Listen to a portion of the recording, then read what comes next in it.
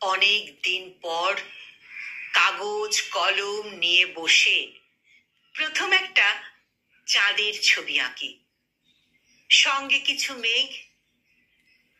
তারপর তারপর যথেষ্ট হয়নি ভেবে গোটা তিনেক পাখি, ক্রমশ একটা দেবদারু ও কয়েকটা কলা গাছ, অবশেষে অনেকগুলি ছানা সহ একটা বেড়াল।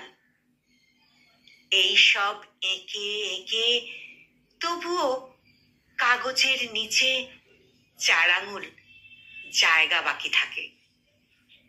সেখানে প্রথমে লিখি শ্রীচরণেষু, তার নিচে সবিনয় নিবেদন,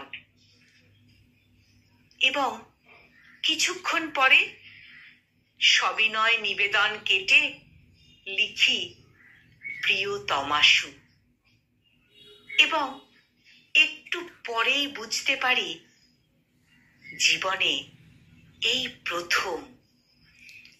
প্রথমবার প্রিয়তমাশু লিখলাম।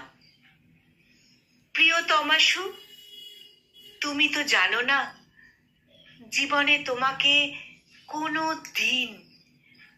দিন ঠিক মতো সম্বোধন করা হলো না।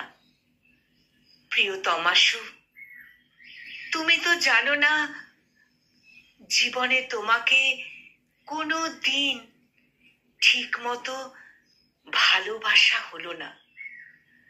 শুধু হিজিবিজি ছবি, চাঁদ, মেঘ, সবিনয় নিবেদন কাটাকুটি করে চিরদিন তোমার কাছে পৌঁছনো।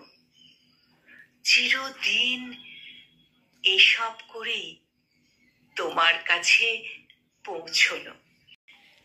কলমে কবি তারাপদ রায়, আর কণ্ঠ প্রয়াসে আমি নিবেদিতা।